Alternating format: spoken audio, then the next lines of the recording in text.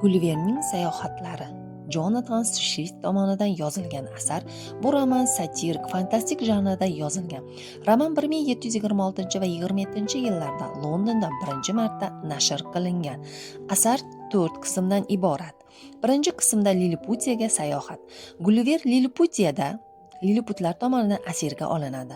Kema shifokori Gulliver Lilliputiya davlatiga tushib qoladi. U yerda odamlardan 12 marta kichkina bo'lgan odamchalar yashaydi. Ular Gulliverni asirga oladilar. Keyinchalik u Lilliputiyaga itoat qilishga so'z beradi va Lilliputiya shohi uni ozod qiladi.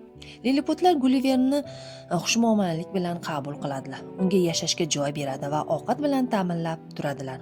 Uning kattaligi uchun unga tog' odami ismini beradi. Asta-sekin Gulliver davlat hayoti bilan tanishadi. Ularning hayoti yevropaliklar hayotidan umuman boshqacha tuzilgan bo'ladi. U Lilliputiyada ikki partiya mavjudligini va biri ikkinchisidan bir xil balandlikdagi poshna kiyish bilan farqlanishini bilib oladi. Ular orasida doim shafqatsiz bahslar kelib chiqaveradi. Oradan oz vaqt o'tib Lilliput va Belfuks davlatlari o'rtasida jang boshlanadi.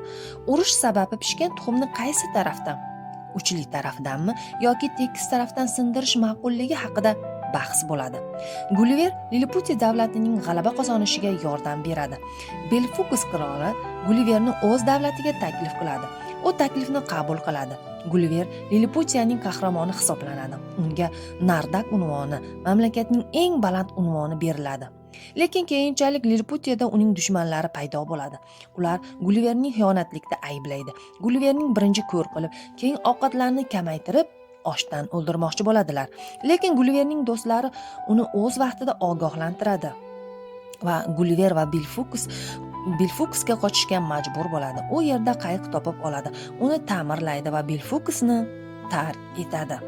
Aziz kitobxonim, demak, qolgan qismlarida bir-biridan qiziqarli bo'lgan sayohatlar nima bilan yakun topganini bilishni xohlaysizmi?